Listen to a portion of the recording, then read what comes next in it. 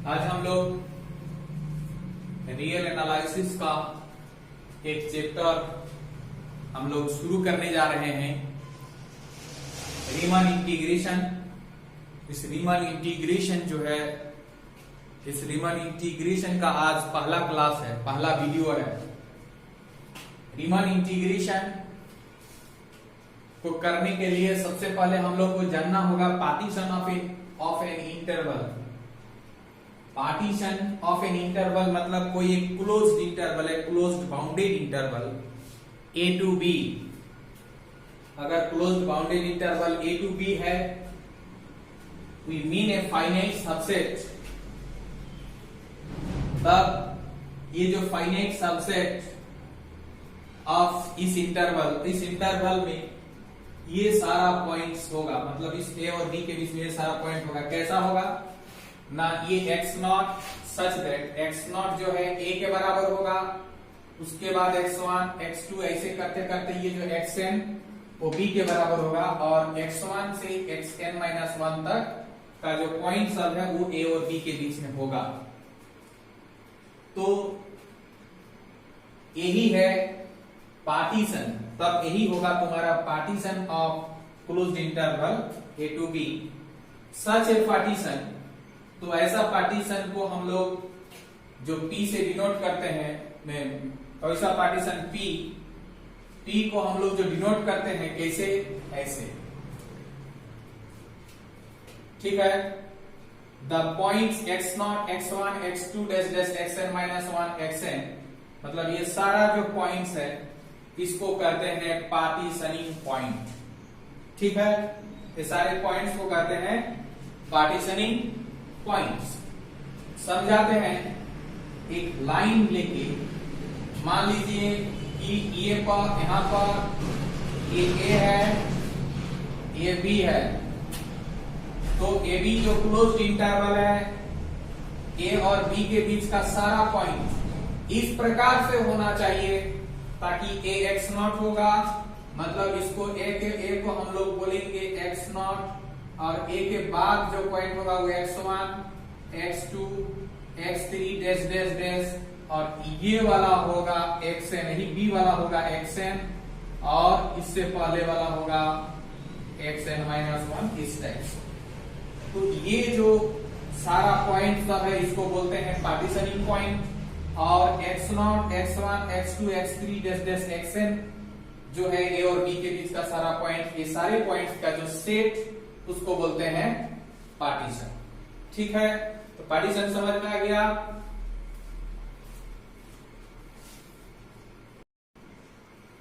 तो ए और बी का जो क्लोज्ड इंटरवल है, उस क्लोज्ड इंटरवल को हम लोग ऐसे लिख सकते हैं पार्टीशन में, मतलब x0 x1 x2 dash dash dash xr-1 xr dash dash dash xn-1 xn, ये सब क्या है, पार्टीशनिंग पॉइंट है, ठीक है। तो यहां से यहां तक का एक जो इंटरवल है, इसको एक उस पार्टीशन का सब इंटरवल बोलेंगे। ये दूसरा सब इंटरवल x1 से x2 तक का जो क्लोज्ड इंटरवल है, x0 से x1 का क्लोज्ड इंटरवल एक पार्टीशन होगा, सॉरी सब इंटरवल होगा।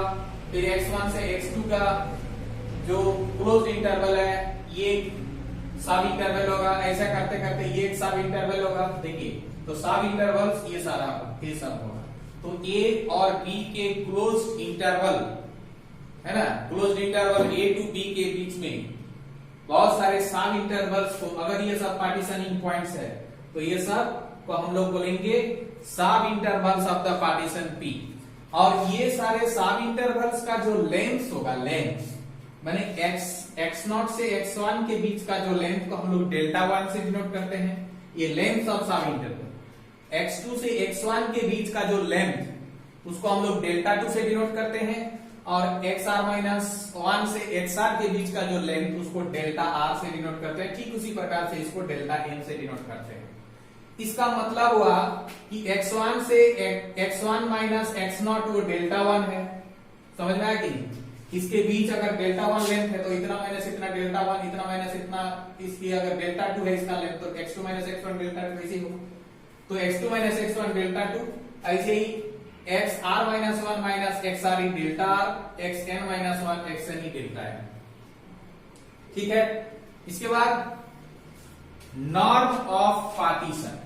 तो ये P अगर एक पार्टीशन है, P पार्टीशन में ये सारे पॉइंट्स है, मतलब ये जो P पार्टीशन जो है वो A is equal to X nought X one X two dash dash dash X R minus one X R minus one X R dash dash dash X N minus one X N is equal to B. अगर ये एक partition है close interval A to B के बीच में, ये partition, तो उस पार्टीशन का जितना सारा सब इंटरवल्स इस टाइप से होगा, वो सब इंटरवल्स का जो लेंथ, जैसे इसका delta one delta two delta three dash dash delta N, ठीक है, वो सारे जो लेंथ में जो मैक्सिमम होगा उसको बोलते हैं नॉर्म ऑफ पार्टीशन P। मतलब delta one delta two delta three dash dash delta N में से जो सबसे ज्यादा होगा। अब बोलिएगा कि सर यहां पर तो ये लेंथ मैंने इक्वल इंटरवल में लेंगे क्या, यहां से यहाँ का इंटरवल सेम होगा, यहां से यहाँ का इंटरवल सेम होगा, यहां से यहाँ का, ऐसा नहीं, सेम नहीं भी हो सकता है, जहां तहां ले सकते हैं। ऐसा जरूरी नहीं है कि ये लेंथ इसके बराबर होगा, ये लेंथ ऐसा बराबर बराबर लेंथ नहीं, कहीं कहीं जहां तहां ले सकते हैं। तो वो जो लेने के बाद जो पार्टीशन बनेगा, उस पार्टीशन का ये जो लेंथ होगा, ये length delta one delta to के बराबर नहीं होगा।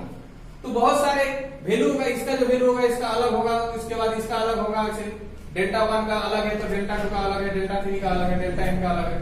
तो ये सारे delta one delta two delta three delta N में से जो सबसे बड़ा होगा वही होगा नॉर्म ऑफ पार्टीशन P।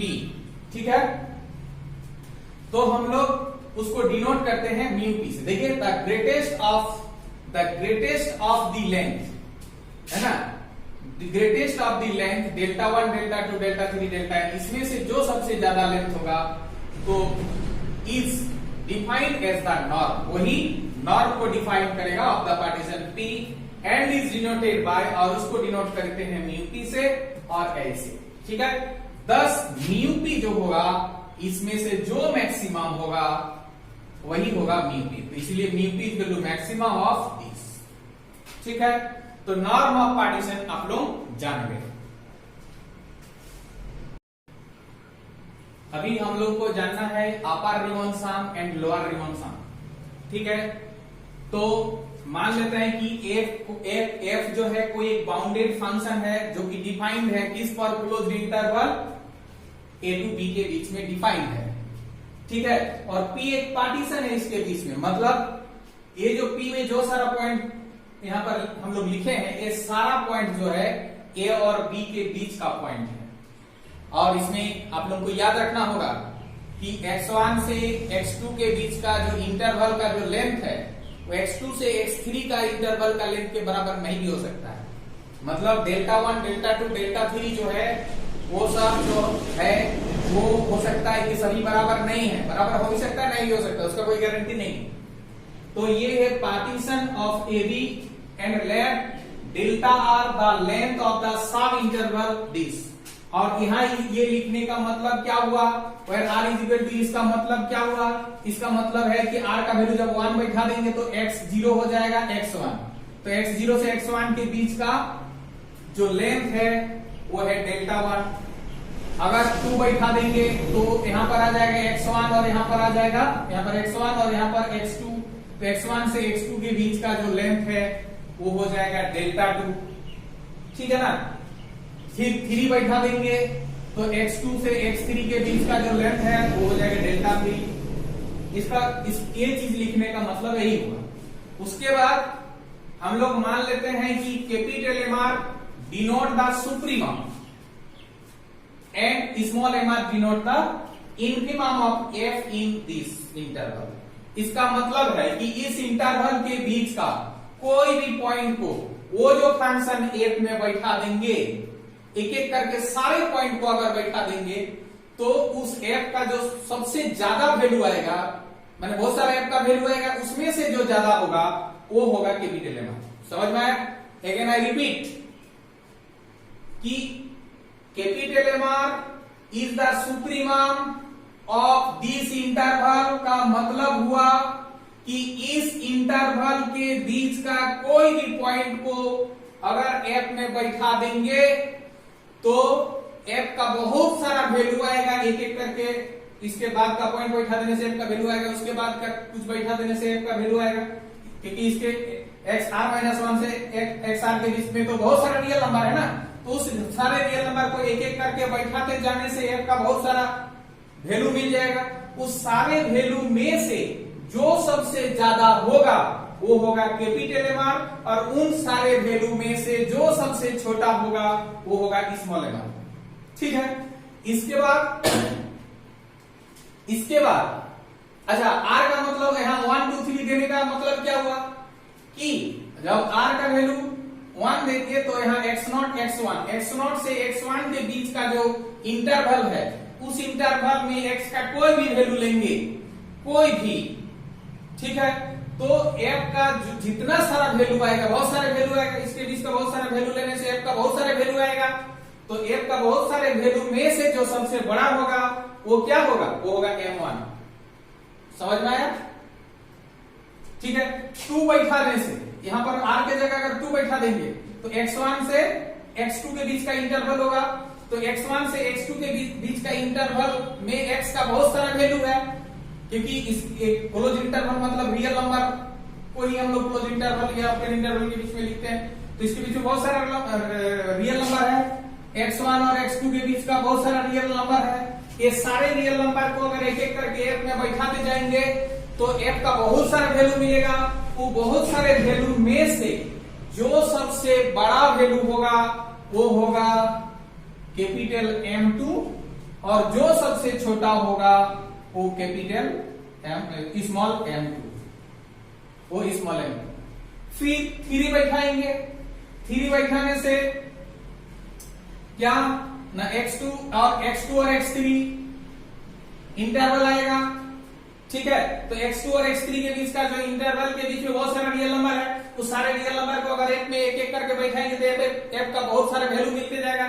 उन सारे वैल्यू में से जो सबसे बड़ा वैल्यू होगा वो होगा कैपिटल M2, और जो सबसे छोटा वैल्यू होगा वो होगा small m, sorry capital M3 होगा, और वो स्मॉल m, क्योंकि 3 बैठाने से हुआ था ना, r का वैल्यू 3 बैठाने से M3।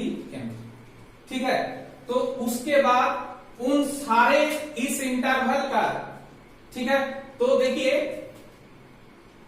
हाँ 1 मिनट, तो the upper Riemann sum and lower Riemann sum of f on closed interval a to b is denoted by UPF and LPF respectively. मतलब अपर रिमन सम को UPF से डिनोट करते हैं और लोअर रिमन सम को LPF से denote करते हैं। ठीक है, और उसको डिफाइन करते हैं यूपीएफ माने अपर रिमन सम का वैल्यू कितना होगा, अपर रिमन सम का वैल्यू होगा ये देखिए summation r is equal to 1 to n। मतलब इसका मतलब क्या हुआ, इसका मतलब हुआ कि ये इसको अगर हम लोग ठीक से अगर हम लोग ये करेंगे तो यूपीएफ इज इक्वल टू होगा यहां पर m1 delta 1 plus m2 delta 2 plus ऐसे करते करते del dash dash m n delta, ये होगा। ये m1 क्या है, इसका मतलब है ये m1 क्या है, m1 जो है वो x0 और x1 के बीच का जो इंटरवल है उस इंटरवल में बहुत सारे x का जो वैल्यू है उन सारे वैल्यू को अगर f में एक एक करके बैठाते जाएंगे तो f का बहुत सारा वैल्यू मिलेगा। उन सारे वैल्यूओं में से जो सबसे बड़ा है वो है m1। और डेल्टा 1 क्या है ना, x1 और x0 के बीच का जो लेंथ माने x1 माइनस x0 वो है डेल्टा 1। अब m2 क्या है ना, उसके बाद ये जो इंटरवल है x1 से x2 के बीच का जो इंटरवल है, इस इंटरवल में बहुत सारे x का पॉइंट है, उस सारे पॉइंट्स को एक एक करके अगर f में बैठाएंगे तो f का बहुत सारे वैल्यू मिलेगा। उन सारे वैल्यू में से जो सबसे बड़ा होगा वो होगा m2। ठीक है, और क्या डेल्टा 2 क्या है ना, उसका लेंथ। ठीक इसी प्रकार से M3 डेल्टा 3 भी होता, कैपिटल M3 डेल्टा 3। तो कैपिटल M3 क्या होता ना, x2 और x3 के बीच का जितना सारा पॉइंट्स होगा, सारे पॉइंट्स को अगर f में बैठाते जाएंगे तो f का बहुत सारा वैल्यू मिलेगा। उन सारे वैल्यू में से जो सबसे बड़ा होगा वो कैपिटल M3 होता। ठीक उसी प्रकार से ये अगर बोलिएगा ये LPF क्या है सर, तो LPF वाला देखिए, LPF वाला जो होगा ये एंड LPF का जो वैल्यू होगा वो देखिए ये भी वैसे ही होगा, M1 delta 1 plus M2 delta 2 plus dash dash plus Mn delta m। तो इसमें भी वही चीज है, इसमें क्या है कि स्मॉल m1 क्या है, स्मॉल जैसे mr क्या बोला था, mr is the infimum of f in this interval. इसका मतलब है कि यहां पर m1 क्या होगा, m1 होगा इनफिमम, ठीक है, इनफिमम होगा किस इंटरवल में, इस इंटरवल में। हम जो बोले थे कि x0 और x1 के बीच का जितना सारा x का वैल्यू है, x1 और x0 और x1 के बीच में, उस सारे वैल्यू को f में बैठाते जाइए तो f का बहुत सारा वैल्यू मिलेगा। उन सारे वैल्यू में से जो सबसे छोटा वो m1 है, और डेल्टा 1 तो समझ रहे हैं लेंथ है, ठीक है। उसके बाद m2 भी वैसे ही, इन x1 और x2 बीच का जो सब इंटरवल है, उस सब इंटरवल के बीच का जितना सारा पॉइंट है f में बैठाते जाइए, उसमें से जो सबसे माने छोटा होगा वो होगा m2, और डेल्टा 2 क्या उसका लेंथ। ऐसा करते करते मैंने अंत तक जाएंगे तो वो डेल्टा m मिलेगा। तो ये अपर रिमन सम और लोअर रिमन सम हमको लग रहा है कि आप लोगों को समझ में आ गया है, ठीक है। आज का वीडियो में बस इतना ही। नेक्स्ट वीडियो में जब हम लोग आएंगे तो हम लोग पढ़ेंगे अपर रिमन इंटीग्रल और लोअर रिमन इंटीग्रल, ठीक है। तो तब तक दीजिए हमको इजाजत। आज अगर ये वीडियो आप लोगों को अच्छा लगा तो जरूर मेरा वीडियो को लाइक कीजिए, शेयर कीजिए, और आप लोगों को अच्छा लगा है तो नीचे का जो लाल बटन सब्सक्राइब का जो बटन है उसको दबाना मत भूलना, क्योंकि जब भी हम वीडियो डालेंगे अगर आप सब्सक्राइब किए हुए रहेंगे तो जरूर आप तक ये वीडियो का नोटिफिकेशन पहुंच जाएगा, ठीक है। धन्यवाद।